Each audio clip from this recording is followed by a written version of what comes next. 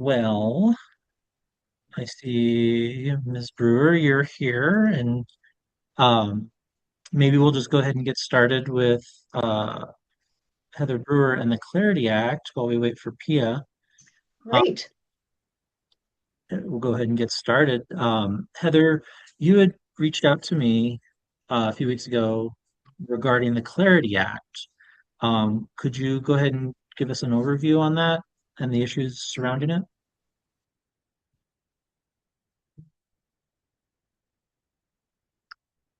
You're muted.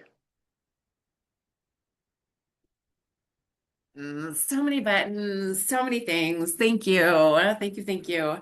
I actually put together a couple of slides because I think I'm fascinating, but what I've discovered is that no one is really fascinated by humans anymore. So is it okay if I share screen and just show a couple of slides?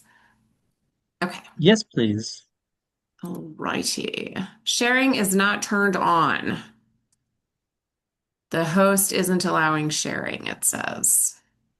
One sec, let me Okay. work on that. More actions, those tools. Um, all right, you should be allowed to share screen. Try it now. Awesome. And I so respect somebody who says out loud every step they take on the computers as they're doing something, because that is like my whole MO for getting stuff done. Okay.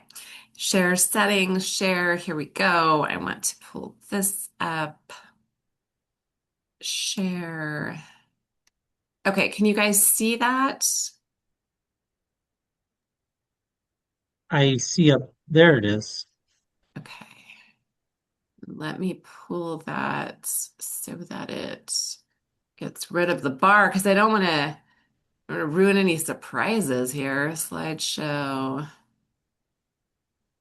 Current slide. Okay, so you guys can see this because I don't see it on mine. I just see myself. You guys can see it. Okay, so let me run through this really quickly. Clarity Act. So it is a piece of federal legislation that has passed the House and is now being considered by the Senate to regulate cryptocurrency, right? So we have banking regulations, we have credit card regulations, we have all of these things.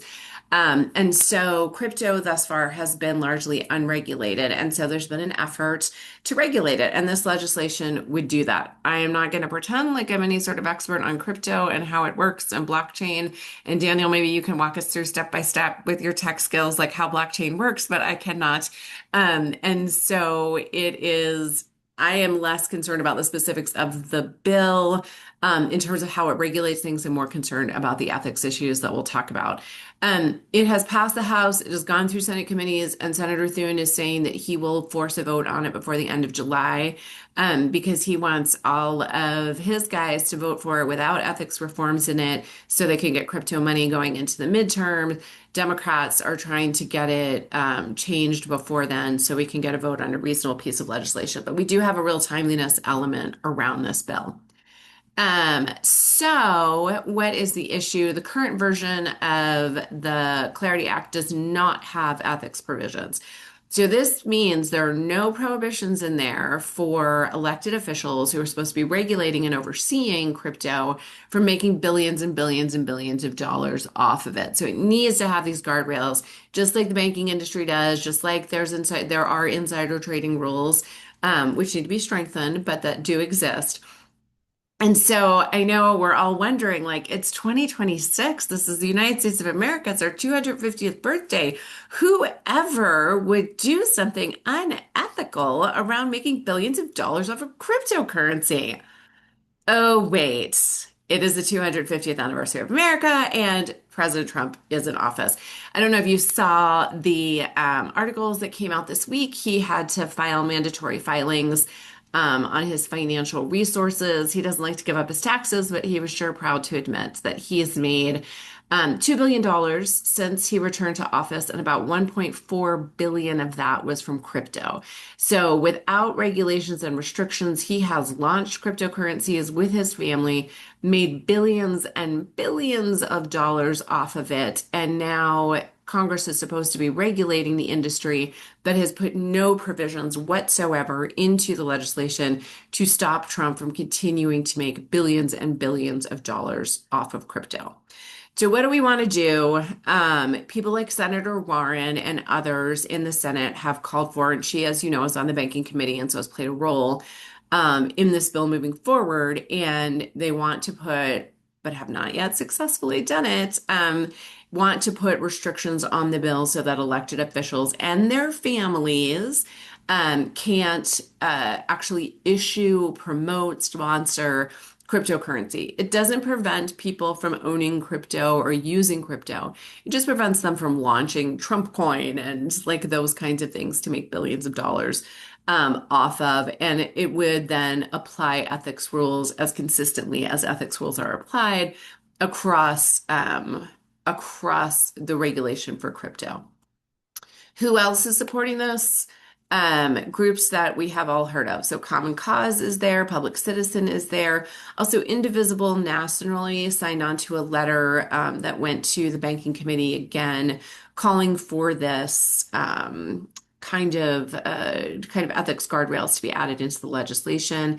Also, here in New Mexico, as an example, our Common Cause chapter had an op-ed in the Santa Fe New Mexican recently urging our senators to do the right thing and only vote for this bill if it does have those ethics guidelines in it. So who can really help fix the problem? So Senator Lujan is on the Agricultural Committee, and I know you all are thinking, what's that got to do with crypto? Crypto is actually in part treated like a commodity. And because it's treated in some cases like a commodity, it falls under the Commodity and Futures Trading Commission. And so the Ag Committee actually has had to hear these bills. And its members have a great deal of influence over the content of what's in the legislation. So, what we want to do is get messages into Senator Lujan because he's on this pivotal committee to ask him to make sure that this legislation doesn't go anywhere without the ethics provisions. So, what I am asking a lot of folks to do across the board is to send letters to the senator, to post on social media tagging the senator, to submit additional letters and op-eds, and encourage other progressive organizations to take action. So, there's a sample social media post here. Easy peasy. Most important thing is to tag the senator. It will not be seen by the senator and his staff if it is not tagged with him and the tag goes live. And so, what I would love is if any of you who are interested, shoot me a message. I can get you some draft social media materials, a draft letter that you could send personally. Would love if the caucus wanted to post something on their official social media or send a letter as a collective caucus in addition to individual members sending things. And then also asking your friends to share social media posts, as well as to let other progressive organizations know. I can bring these slides anywhere and talk to other groups about this issue, but particularly given the news this week that Trump is unabashed in his greed and grift and making billions off of this industry. We really want to get those messages into Senator Lujan, not only that this needs to be done, but that, excuse me, we're watching.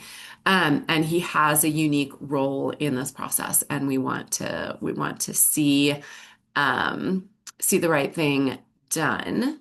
So I know that was pretty quick. I'm gonna stop my share here and then just see if there are any questions. Let me pull up the chat here. Okay, perfect. So if there are any questions or any ways that I can support folks in taking action on this issue. Well, one thing I will fully disclose is that I'm personally a huge supporter of Bitcoin. Mhm. Everyone in Adelante knows that. And I want to make sure we draw a distinction that this is mostly an anti-corruption push. Hmm. And I think the same applies to like stocks and other investments. We don't want our politicians insider trading. They are doing it both sides of the aisle, and we need to make them aware that we don't like that and we want them to stop. Crypto and Bitcoin are a new market of digital assets that has emerged in the last decade. Same opportunity for insider corruption. And so, if anyone ever wants to talk to me about Bitcoin and the details of that, I'm always open to talk about it. And the pros and cons, the dangers. But again, I totally agree that we need to make sure that this legislation, which is finally bringing certain regulation to the crypto markets, um, keeps greed in check, because the people who stand to benefit the most are the people who have public platforms, political power, and etc. Uh, Dan, your hand is up. Yeah, can we get a copy of the slides and maybe post on the if and possibly permission to put it on the website just as a reference for other people? And also, if we're gonna do like draft letters or anything, can we post those or example social media posts? Hmm. Okay, Definitely. thank you. So I can email the slides along with samples and kind of actions and next steps to Colton, and you can post that, I assume, within either the website or chats or however the best way is for the caucus to communicate.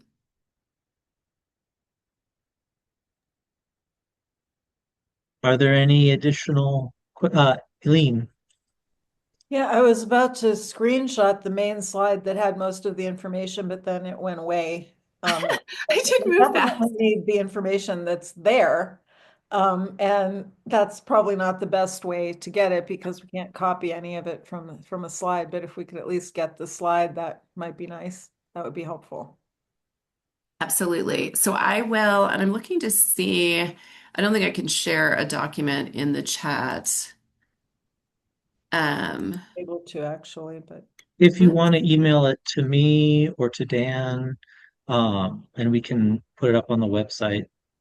people do share documents in chats all the time. I don't know if that's enabled for this account, but it is done all the time. Should be able to do a PDF.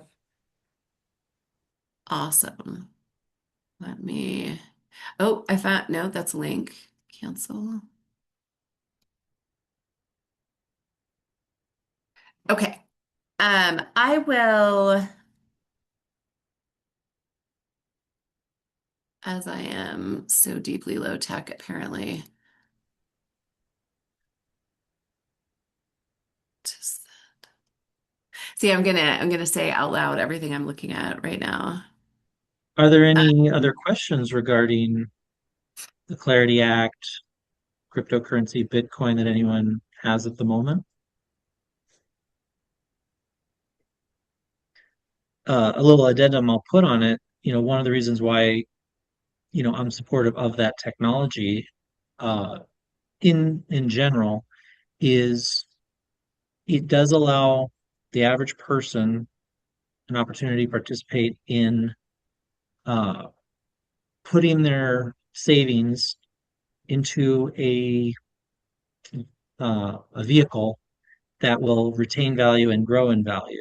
Now, with that, I have a huge asterisk where personally I just focus on Bitcoin. I have dabbled in the other cryptocurrencies, and they all have their own weird, nuanced things that can make them a risk. There have been what are called rug pulls. For example, Trump put out Trump coin, and there was Melania coin. Any one of us can make, I could make a Colton coin, Heather could make a Heather coin, and the success of that, when they're deployed, they spike in value. And what happens is then regular people are like, oh, this famous person is putting out a coin, they buy it, and then the people on the inside who already have it sell it, and that's called a rug pull. And that's a big danger in the cryptocurrency space. Um, Trump's already done it with Trump coin and Melania. There have been others. There was the Hawk coin about a couple of years ago that made news. The difference between those coins and Bitcoin is that no one directly controls Bitcoin, and that makes it a little more insulated from what are called rug pulls. But the important thing is, regardless, we just need to make sure that no senator, House representative, politician, or even a big company, let's say OpenAI wants to put up OpenAI coin and they're allowed to do it, and then they rug pull, and that rug pull should be punishable by law with consequences or prevented. And so that's one of the things for the last decade and a half, the crypto market has been pretty much Wild West. Anything goes. And the Clarity Act is putting some bumpers on that, but it has to put the bumpers on the politicians as well. And I'm not sure if you say Elaine, Eileen, Eileen, but the comment that you made in the chat that everyone who invested in Trump's crypto, he made billions, they lost everything. Yeah, So yeah, that's it genuinely was a grift by the president, because there are no guardrails. There's nothing um, to stop him from doing that. Are there any further questions? If not, then Heather, thank you very much. We'll get your PowerPoints on our website, um, and we'll continue on to our next topic.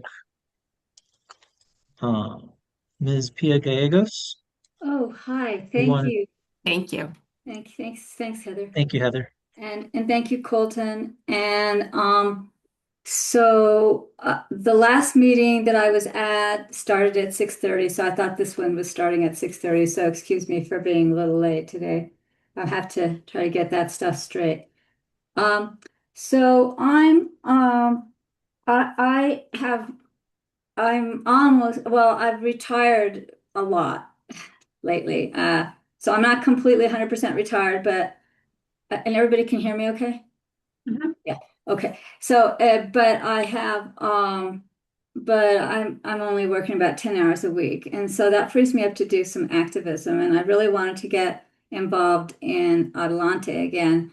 And so that's why I, came to that last meeting that I was at, uh, where I didn't know how to use my microphone, but now I know how to use it. Anyway, what I'd like to do is I'd like to kind of like work on some international issues if you guys are interested. But the first issue, of course, has got to be Palestine, and we got to stop the arms to Palestine and allow the humanitarian aid to get in and withdraw the troops. There's an organization in Albuquerque called New Mexico Alliance for Justice in Palestine. And it's an alliance of organizations. And some of the organizations that are already in it are, Jewish Voice for Peace, Progressive Democrats of America, Central New Mexico, the UNM faculty and staff for Justice in Palestine, Donald and Sally Alice Thompson's chapter of the Veterans for Peace, Cambio, and Santa Feans for Justice in Palestine, and the Albuquerque Center for Peace and Justice that I'm really involved in. I didn't even know that the Center for Peace and Justice was a member of the Alliance, but they are. and Stop the War Machine.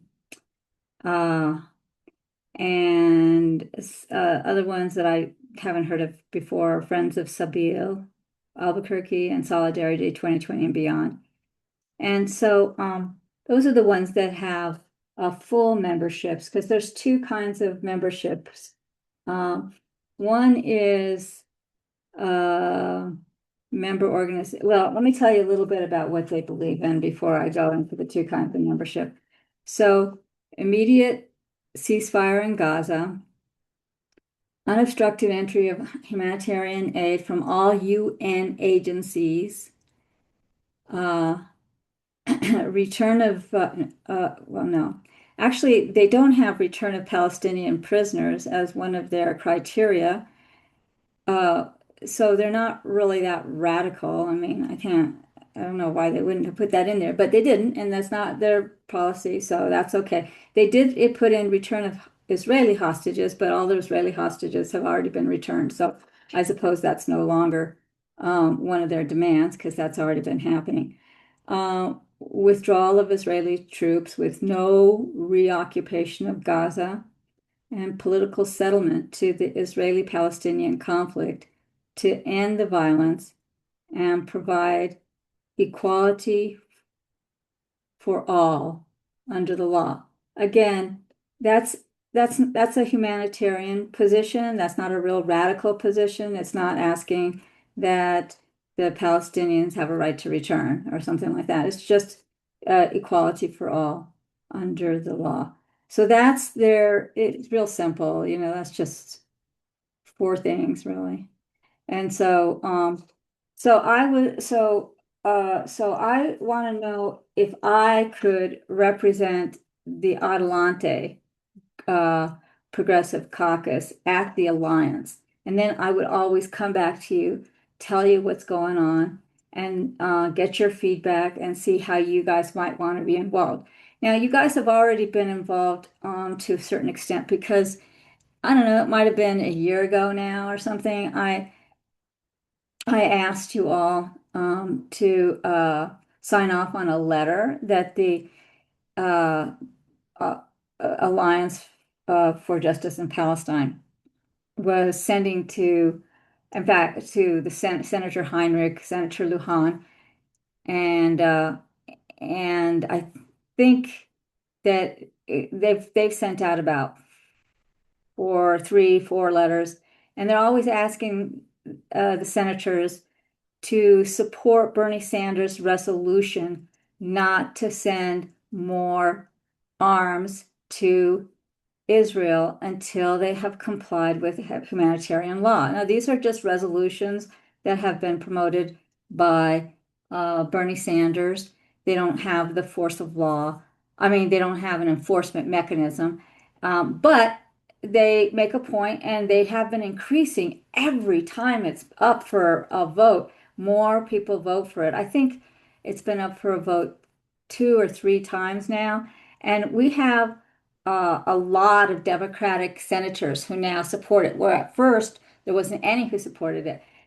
So one of the things that the New Mexico Alliance for Justice in Palestine has done for the whole entirety of this genocide in Gaza is that they keep meeting with Senator Heinrich and his staff and explaining what's going on there and trying to get him to put the brakes on the arms, to say out loud that it's a genocide, and to vote against that uh, resolution where they equated anti-Semitism with anti-Israel, which is not equatable because anti-Semitism, this organization is against anti-Semitism, which is discrimination directed at Jews because they're Jewish. I don't think I'm educating you guys, but let me just say it.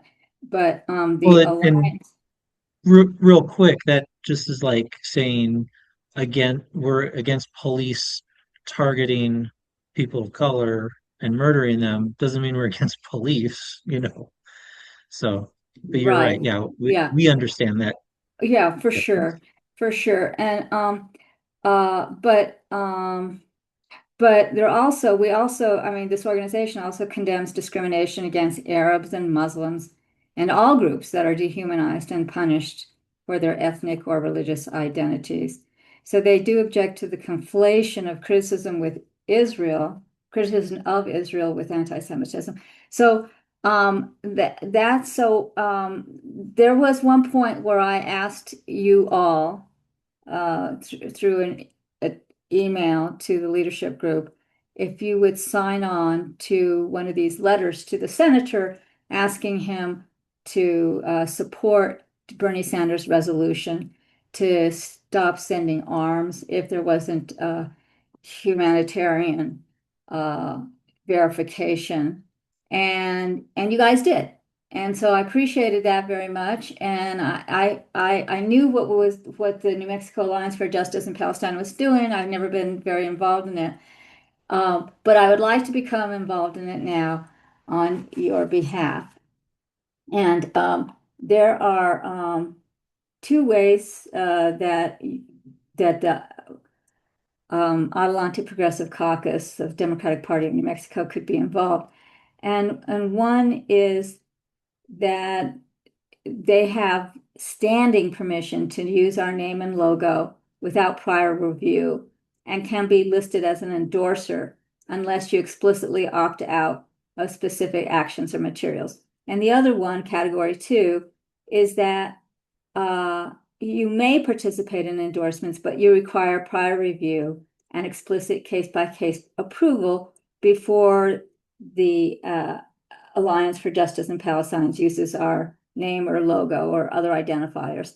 And so, so I presume probably that you guys want to just start off with just looking at this on a case-by-case basis. And as I come to you and talk to you about what's going on, actually what is going on right now is the alliance. I've just been told this. I haven't really been to a meeting yet. I hope to be able to go to representing you guys.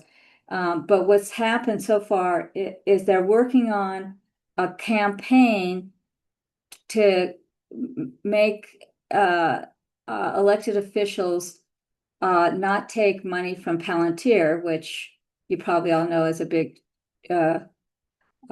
Jewish state organization, and is involved in surveillance around the world. And so they're going to try to get our senators on board with that, I think. And so that's kind of what they're working on now. So that's what I'd like to do. And Well, so a I would couple like your permission to do it, to couple represent you. thoughts. Our political director position has been vacant for a while. Um, make that suggestion to the members present if we would, and if you would be open to that position. I think we could probably, you know, if you wanted that, we could discuss it, vote on it right now, and Uh-huh. then you would essentially be our political representative in any area. You know, Oh, um, can would that be you? something that you'd be interested in? Yeah, I wanted to get re-involved with Adelante, and so I wouldn't mind that. But can you read me quickly the job description? I don't have to think about it a lot, but I just want to hear the job description. Let's see. Let me go to the bylaws real quick. Let's see. I remember it is Maureen who created that position. The political director shall oversee caucus political activities, including party affairs, endorsement process, lobbying, and voter registration. One sentence. Uh, yeah. So, lobbying, voter registration, local Democratic Party affairs. I'm not really interested in that. I am interested in what I said at the beginning is like helping get Adelante oriented on some big national. I really like that Bitcoin guardrails issue. That's a great thing to be involved in, and just more international issues too. And so I have, yeah, so that's what I'd like to do. And so I don't think I can handle the political directorship position as it's written now, but if you have an understanding that I'm going to be, focusing on these bigger types, these national and international political issues, then that would be great. I mean, I think we would be open definitely to joining with the New Mexico Alliance for Justice for Palestine. We are very anti-genocide at Adelante. Um, and we understand the difference between being against the organized slaughter of a people, and being against a religion that just happens to be the same as the people committing the genocide. Um, so I think, do we want to take a vote on it, or is that something we would all be in agreement of? Uh, do we want a discussion? So it would be right now is can Adelante authorize Pia Gallegos to represent the Adelante Progressive Caucus at the New Mexico Alliance for Justice for Peace? We would need a motion. Is there a motion for that among membership? Well, I'm a member, right? So Okay, I can make so my own there's a motion. motion. Okay. Yes, at a general meeting, yes. And do we have a second? I second it. Alrighty, discussion? I have a question. I agree with Pia, thinking that we would have to look at a case-by-case basis of how much we want to get involved since we're a pretty small group. But I think getting the name out and joining a coalition of like-minded people would bode well for the name of Adelante. I really think so. Mhm.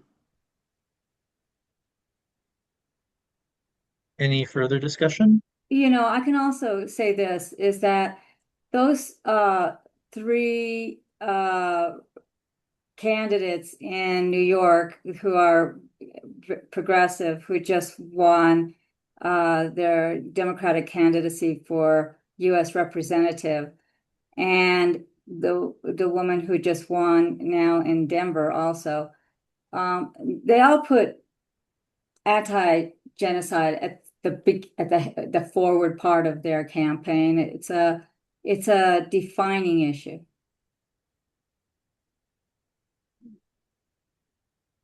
If there's no further discussion, Eileen, I see your hand up. I'm only a sometime member and I don't want to impose, but it seems like it's like Scotty said, this is a small group and there's a bunch of people already involved in this. And I think it might not be the best place for us to actually be concentrating, but in terms of saying, yes, we support these other organizations doing this, that would be fine. I just think that it may not be the best use of this particular group's energy as a group. That was my first thought. Yeah, that's why I would just represent the group and then I would come back to you and tell you what's going on. And then you could tell me, oh, keep doing that. Or you could say, oh, we want to be involved or we don't want to be involved or whatever. Uh, Jay, I see your hand is up. Howdy. Yeah, I was going to echo those concerns. Like, I know myself, it's been very difficult for me to attend the meetings just because my own schedule. But I do think if it's like putting out a point person essentially and having Pia be our, I guess, delegate in a way to them, I don't necessarily see an issue with that, as I do think like this type of issue would overlap with like the progressive wing of the party anyhow. And so I think it makes sense to me. So I'm not really opposed to it, but that's the only concern I had. But I think if we can address that, then I'm fine with it.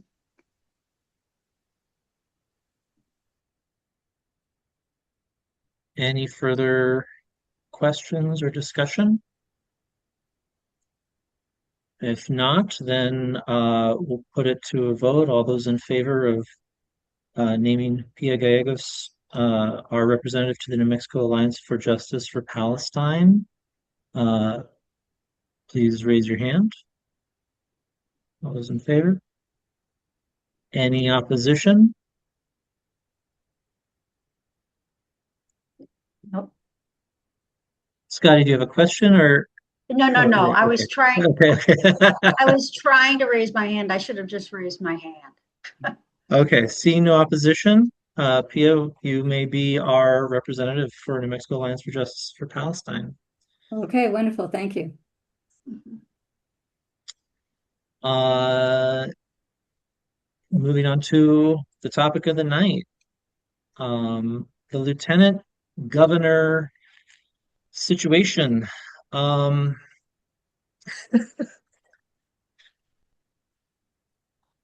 uh, let's see. So, you know, I just want to like share some of my thoughts real quick. Um, Again, not and I push for ranked choice voting in almost every single situation, and I'm just going to pat myself on the back that again, once again, if we had ranked choice voting, none of this would have happened. Because with first past the post, plurality voting, whoever gets the most wins everything. There is no second place. Thank you for please try again, and so there has been a lot of talk about, well, it should just go to Harold Pope, because he came in second. It's like, unfortunately, that's not the system we set up. I wish the Democratic Party of New Mexico would adopt ranked choice voting within its own primaries. I know we have it for the SCC, and I'm so thankful. Um, but if we had had it in this primary, then we could say, well, there is a second place person. Um, uh, Kathy, I'll get to you in just a moment. But now here we are, where there's been a vacancy, and we are going to have an SEC vote. This is similar to what happened when Deb Holland was appointed Interior Secretary, and we had to have a nominee for the special election to fill her seat. We didn't have ranked choice voting then, we have it now. So this will be a little different.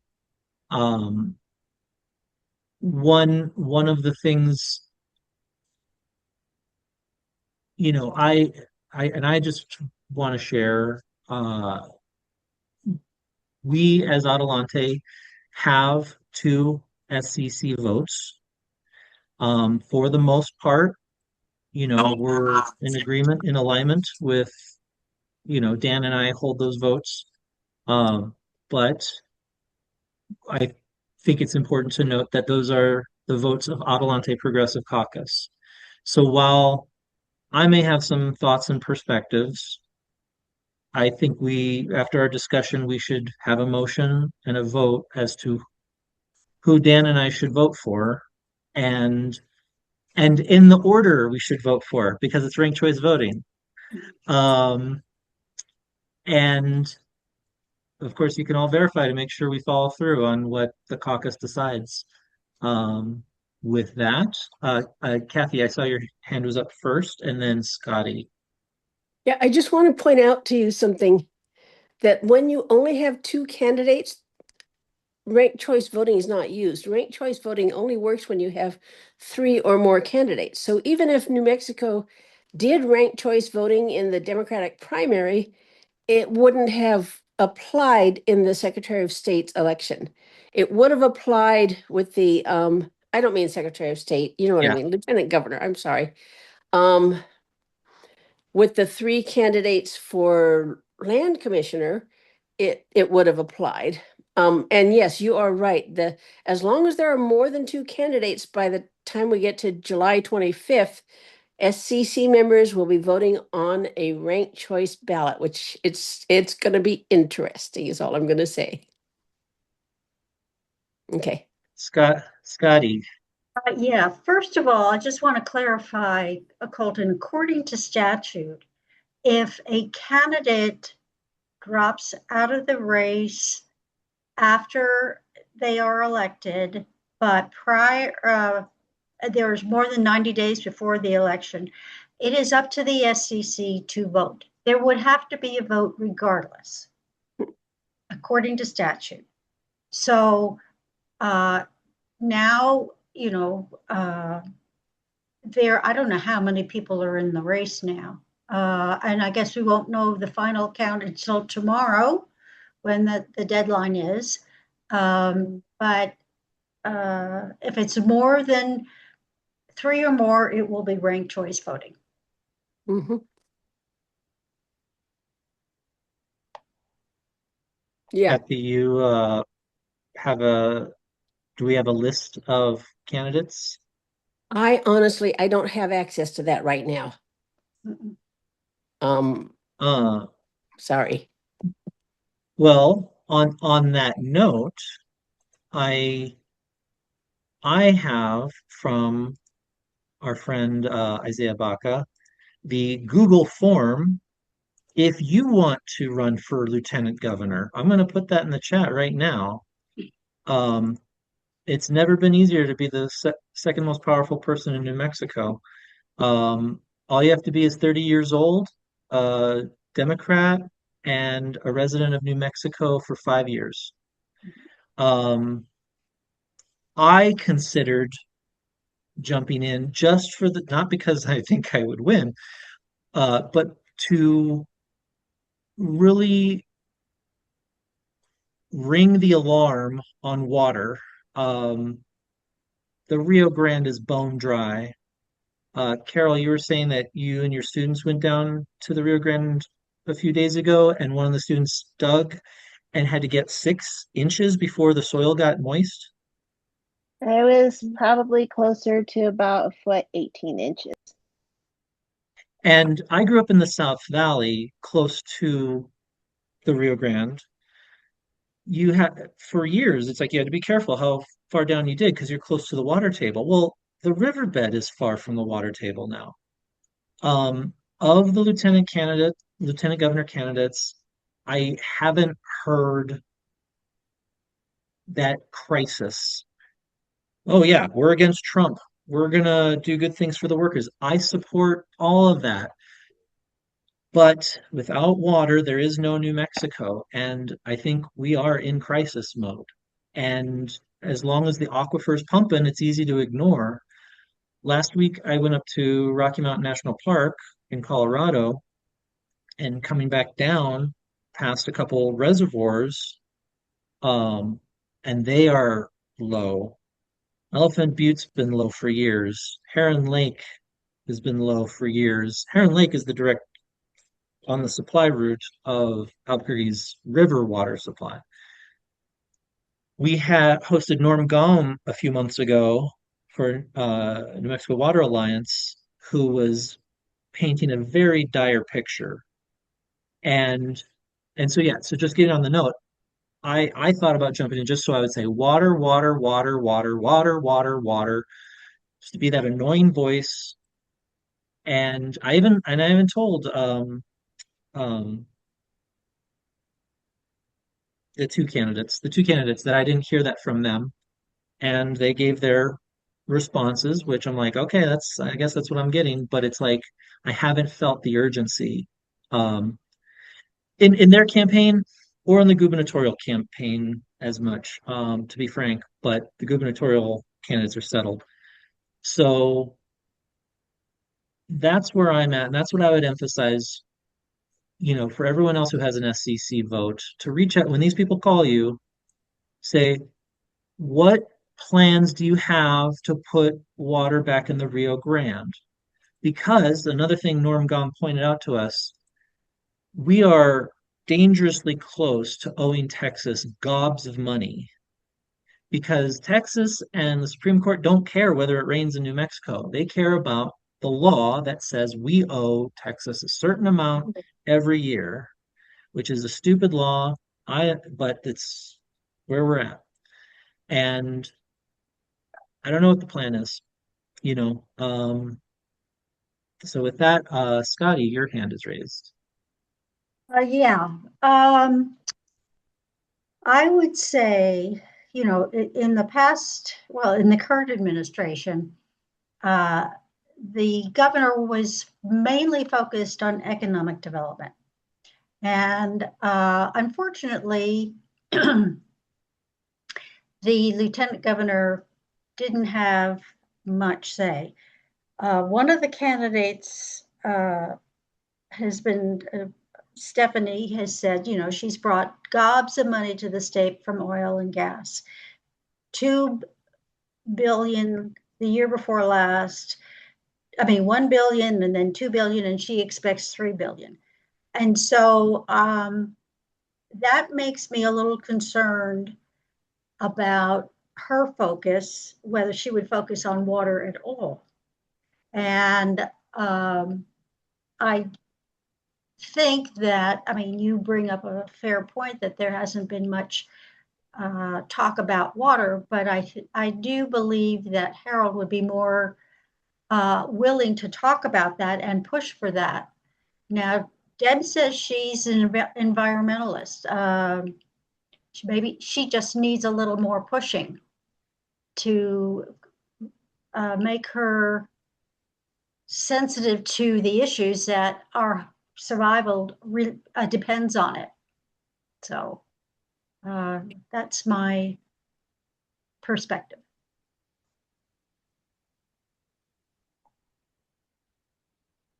Let's see. Oh, sorry, I was typing something. Pia, I see your hand is raised. Yeah, hi, Mm, thanks. do Okay, you want so for me, the defining issue in this state, yes, along with water, is energy.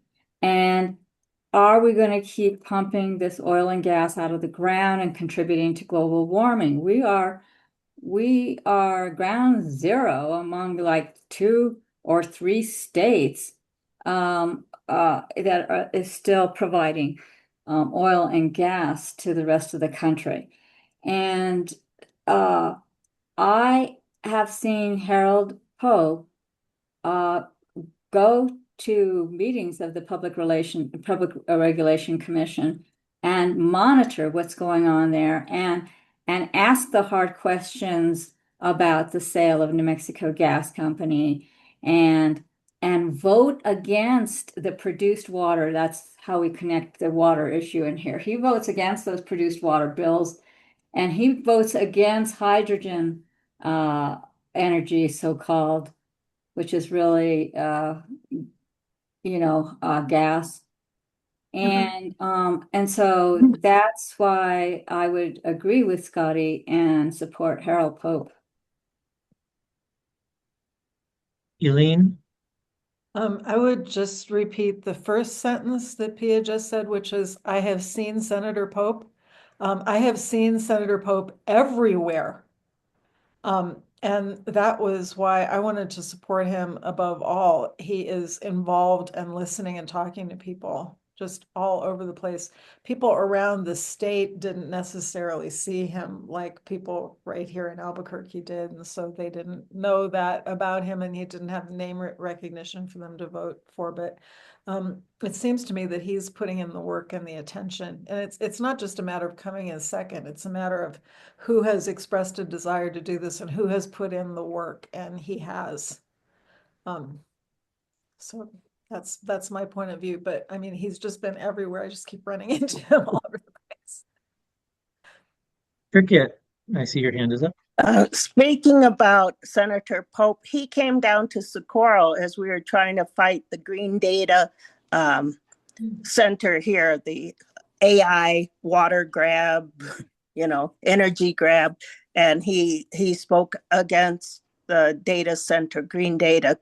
So he also has the endorsement of the EJC. So. What's that, BJC? What's that? The Environmental Justice Caucus. Oh, EJC. Yeah, got it. Oops.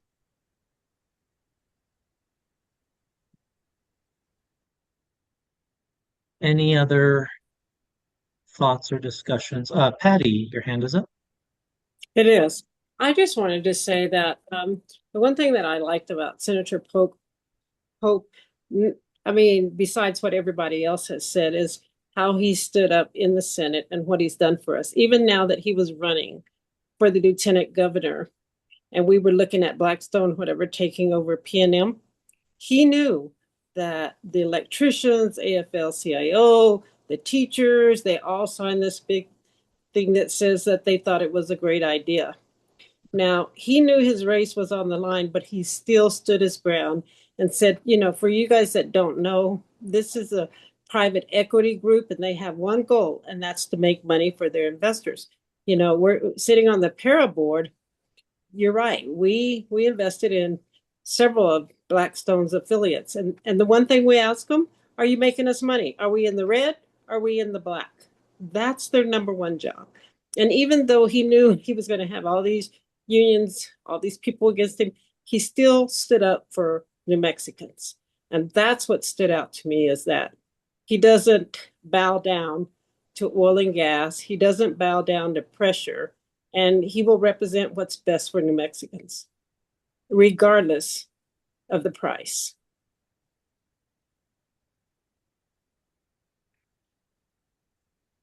Any other thoughts or questions?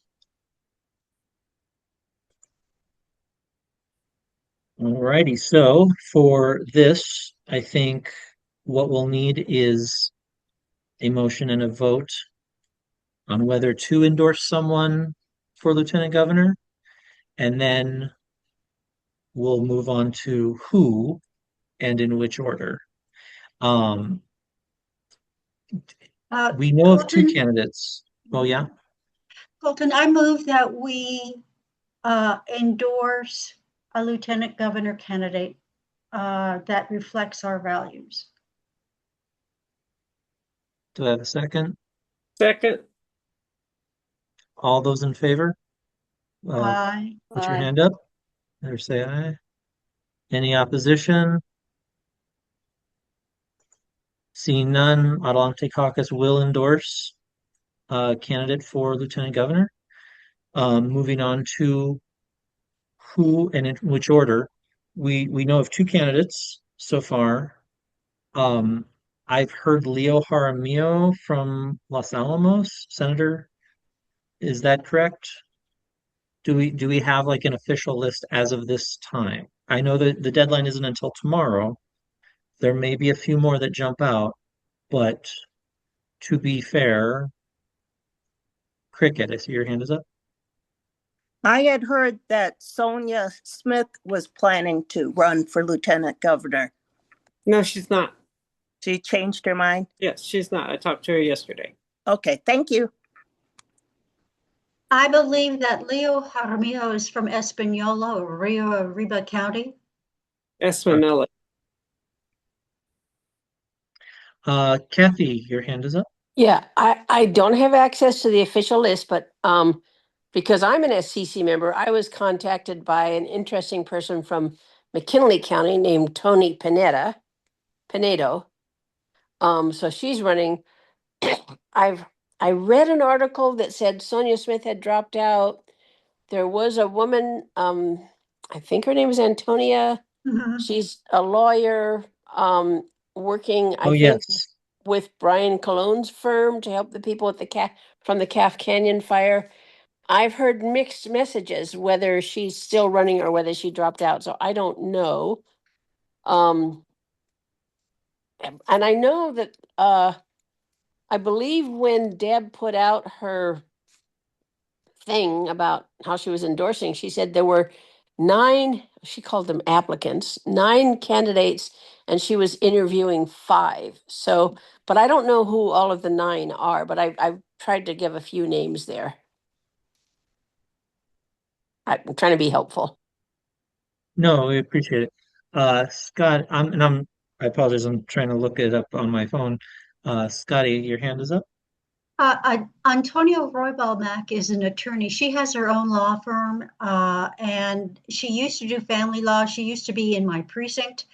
I saw her at the Bernalillo County meeting on Saturday. She's saying, please don't vote for her. She doesn't want the job.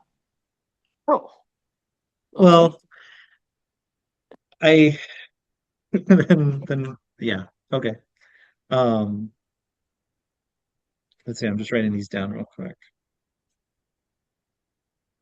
Antonia Roybal Mack, but don't vote for her.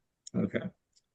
Um, so what I have so far is Harold Pope Jr., Stephanie Garcia, Richard Leo Jaramillo, Tony Pineda. Is there any other? Let me try another search real quick. Bear with me.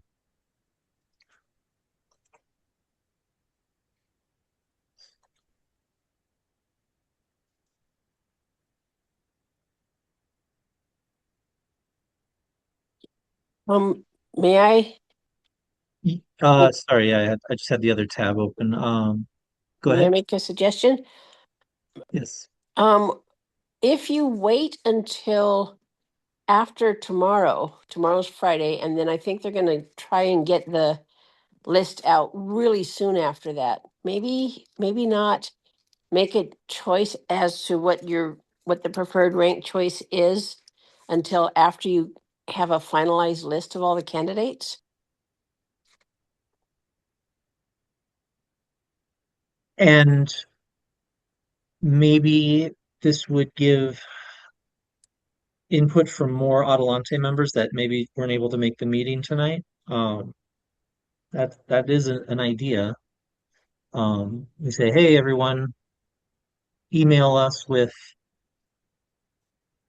the order you want us to vote in, and then I, I don't know, thoughts on that? Um, Carol, your hand went up just before Patty's.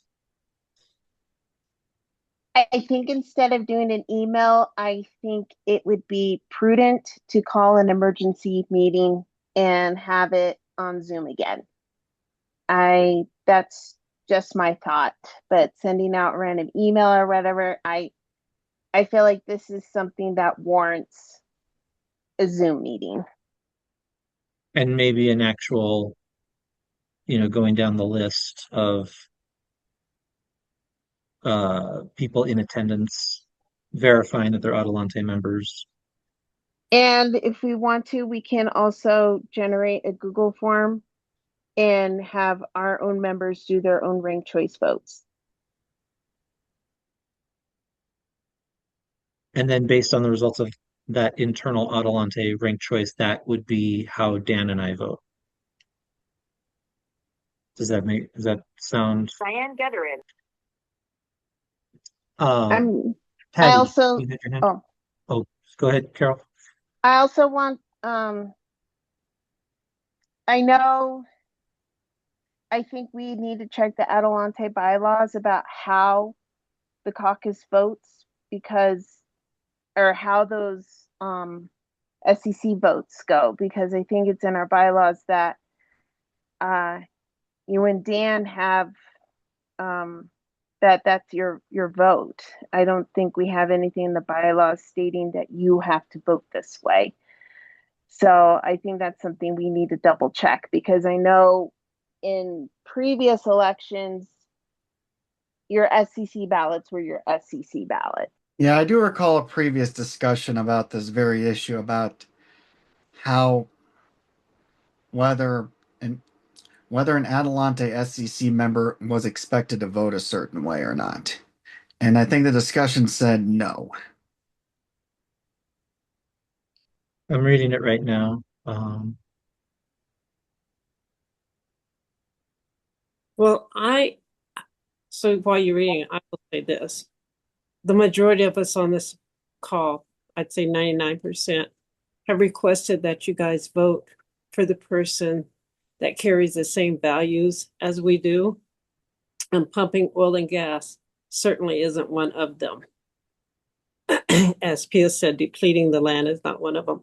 So I would ask that we know who our number one choice is.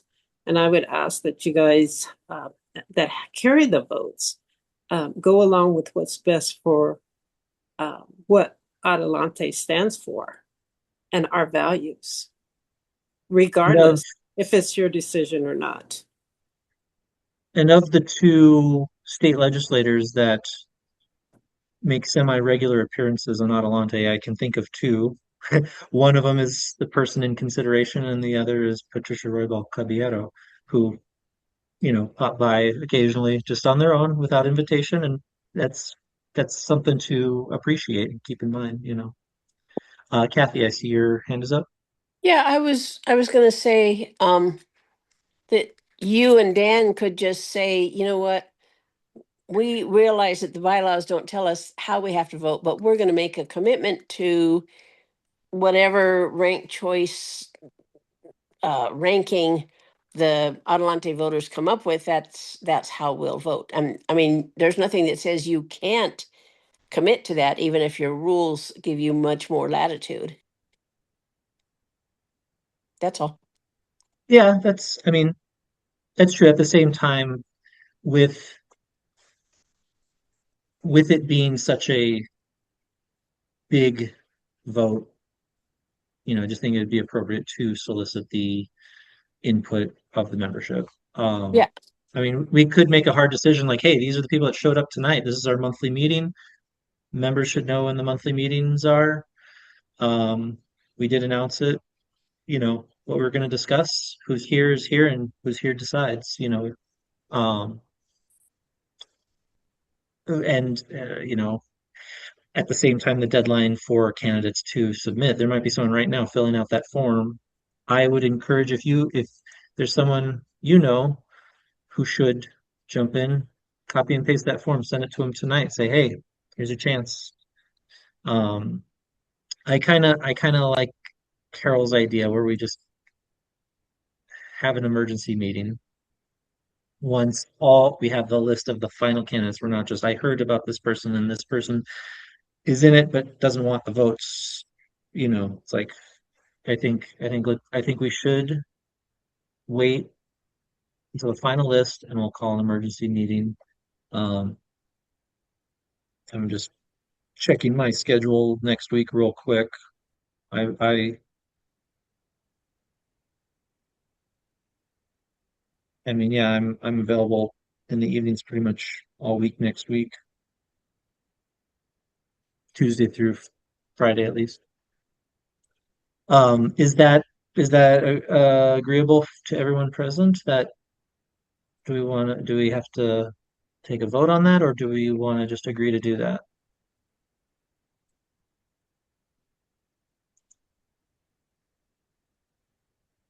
It would seem that everyone, Pia, I see your hand. Uh, I I I find that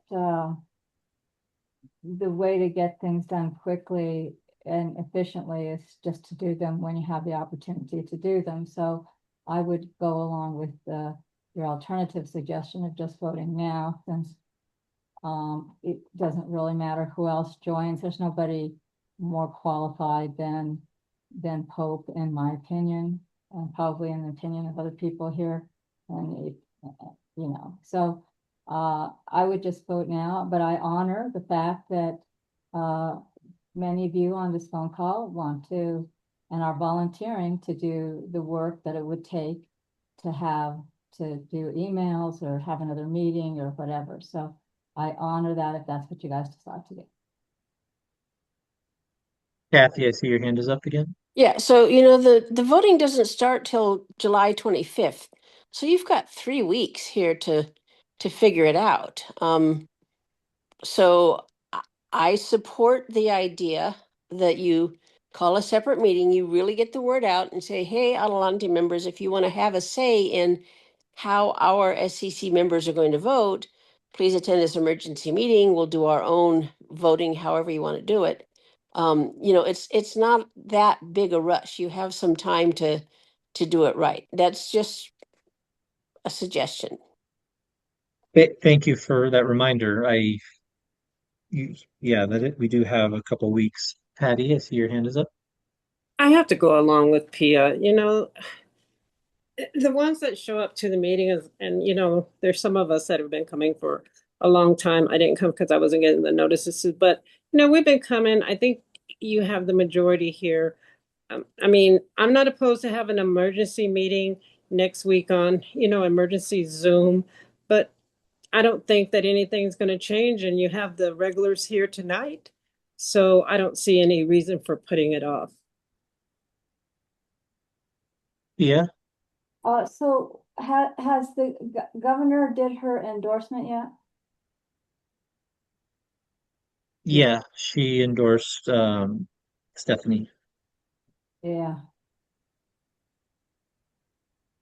Okay, well, I also think that the sooner we get out our endorsement, the more influence it might have. But again, I'm not, I'm not going to be an obstacle to the work that you guys want to put into this to have an emergency meeting.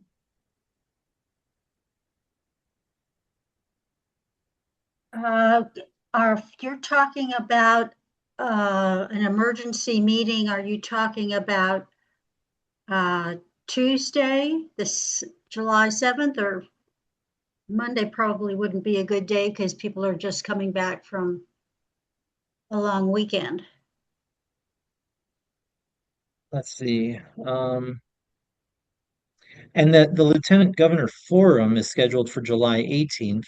Mm-hmm. I guess there's going to be a forum on the 18th, the Saturday, Right, right. where all the candidates will talk about why they want the job.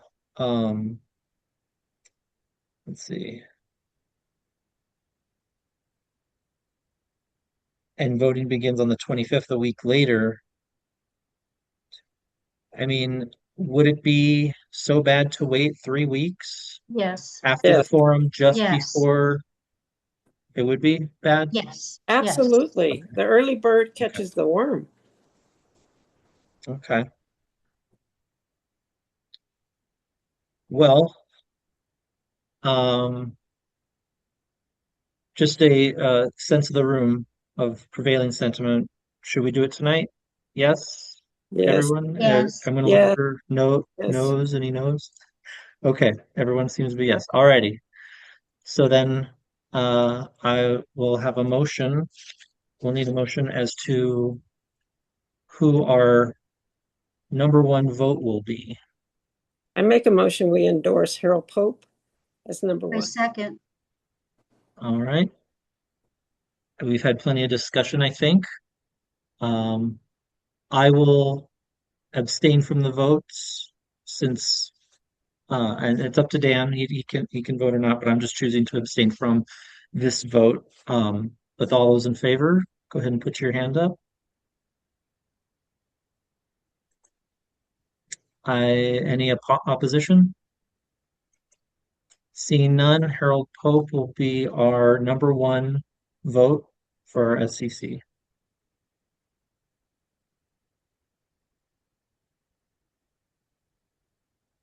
Alrighty. Cricket, go ahead. Can we do like the Environmental Justice Caucus and get a little notice saying Adelante endorses Harold Pope? As email I, or website or both? Both. I think I saw it on my Facebook page, but I think both, Dan. Okay, yeah, I can work on that. I was gonna think about doing that anyway. alrighty. Do we have a motion? No, I'd like to have a motion for our number two vote. Is there any thoughts on who our number two vote should be? Why do we need a number two vote? Because as of this time, we've identified four or to five candidates. And if Harold Pope does not get 50%, then our vote is wasted in the ranked choice voting process. Well, Kathy, you have an asterisk because we use the board account system. We've talked. Am I incorrect? It's a little more complicated. Okay, when the ballots are tallied after they close, after 4 days of voting, if first they look at the first choice votes. If any candidate gets a majority of the first choice votes, and the majority is anything over 50%, okay, then they don't count, they don't continue counting and do the board account. Okay. But if there is not one candidate out of the ones who are on the ballot who gets a majority of the first choice votes, then they do go through and they count every single vote for every single candidate in their weighted votes. So all the first choice votes are worth more than the second choice. And so all of that gets added up, and that's what's called the board account. And then whoever has the highest ranked score, which is the sum of the all the borders, that person becomes the nominee.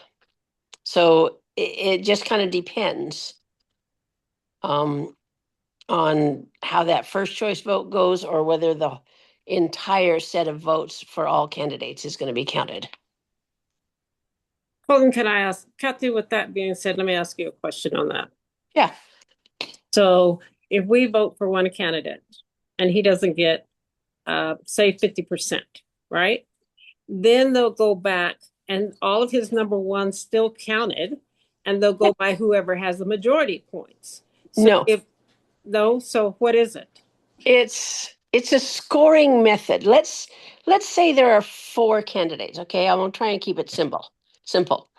That means that every first choice vote is worth 4 points. Every second choice vote is worth 3 points. I understand that. Yeah, so then they add, so if nobody got a majority of just the first choice votes, then they go to, we're going to count up all the votes for all the candidates and add up every person's score. Yeah, Okay. that's what I just said. That's what, maybe I didn't Oh, understand. I didn't understand Yeah, your okay. question. I'm So sorry. this is what I'm saying. I'm thinking about it in a mathematical way. If we have one choice, Carol Pope, and we don't give any other candidate any points.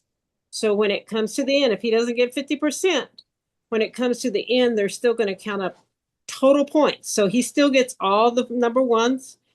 Still gets all his number twos. He gets everything. Yeah. The only thing is our 2 votes will not give any other candidate any points. Exactly. So it might behoove us to vote for one person and not give any other candidate any points in case it does come to a runoff like that.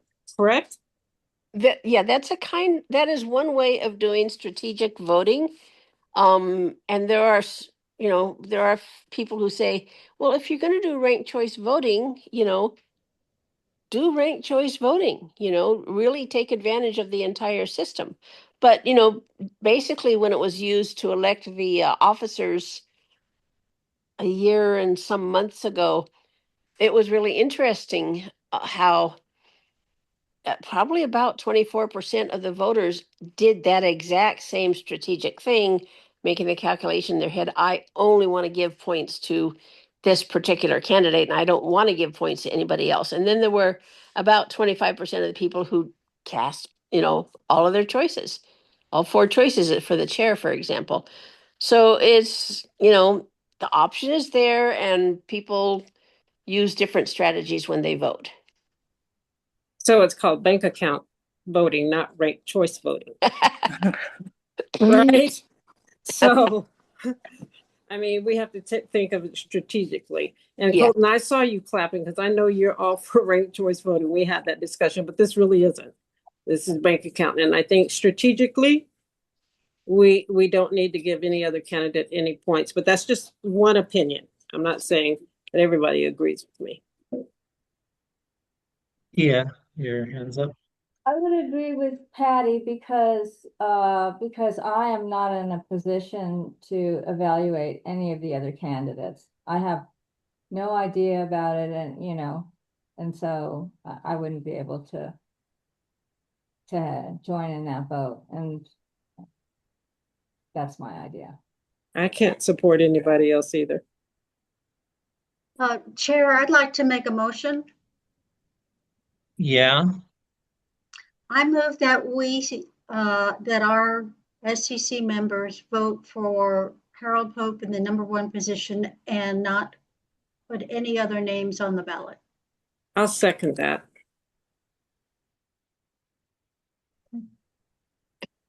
Colton. Did I just stab you in the heart? metaphorically. Okay. There's a motion and a second. All those in favor? I abstain. Let's see. One, two, three. Any opposition? Majority has it. I will rant about this later. I think that flies in the face of the spirit of ranked choice voting.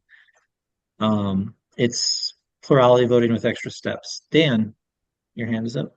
So one of the things on the agenda was just an overview of this whole voting process. I mean, bits and pieces of it have been discussed. Like, is there just a good succinct overview of like this whole process that we could provide to everyone? Mm-mm. Can I Kathy? address? Yeah. Isaiah actually sent out an email today to the SCC members, and he did a little 5.5 minute video that explains all the process to people. So anybody who's an SCC member should take a look at that, and I guess maybe share that with the members of Adelante, just so you understand how the whole thing works. Carol, I see your Kathy, hand is up. yeah, with this email, are you talking about ranked choice voting or how to become an SEC member? Well, his little video was he was, a lot of people who are not on the SEC were really wondering, well, who is the SEC? Who are these people? How come they get to make this choice? So he covers the whole thing. He talks about the legal requirement because it's part of statute. He talks about, well, these are who the SCC members are. He talks about how people became SCC members, and then he talks about the process that's going to happen. And this email came out today because I didn't receive. I don't think I received it. I did. It came out. It went out to the listserv, the 2025 SCC listserv. You might need to check your spam. Okay, because I get other stuff from it. So I'm gonna Yes. look. I'll look in my spam too, because I did not get it. Yeah, I Yeah, just here, happened to see it this morning. 25. Yeah, I don't 25 SEC. And you Yeah, I said never that, saw anything. and did this go out to the general public or just to SEC It went members? out to the SCC listserv. So the roughly 500 members of the SCC. Okay, Hmm. so that to me, to be quite frank and honest, that doesn't make sense to me because people who are already on the SEC know how the process works. Not The big always. complaint, I understand, but they know what it's like to be elected to the SEC because they got elected to the SEC. The Yeah. issue I have seen on Facebook is that the general population and general Democrats who just register as Democrats, but they aren't getting involved in the caucuses or their wards or anything else like that, they don't know how the process works. And if that video that Isaiah sent is not being sent to those people, it's just preaching to the Oh, converted, in my opinion. okay. It was called Lieutenant Team DPNM. It wasn't. Okay, I see. Oh, well, I don't think there's anything wrong with you sharing the video. Broadly, put it on Facebook. Okay. Oh, Carol, sorry, you're mute. So why, I guess what I'm trying to understand is why, if this video is such a good general thing to be sent out, how come it wasn't sent to every person who is on the DPNM mailing website? How come this wasn't posted to the Facebook page? How come this hasn't been posted to the DPNM website? Or sent to the press? Are there plans? Are there plans to make this public, or is it just going to be with the SEC? I honestly don't know the answer, but what I can do is I can raise it as an issue. I Okay. think that needs to be done, definitely. I will pass that on first thing in the morning.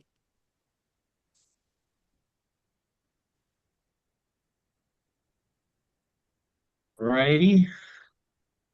We have 10 minutes left in our scheduled meeting.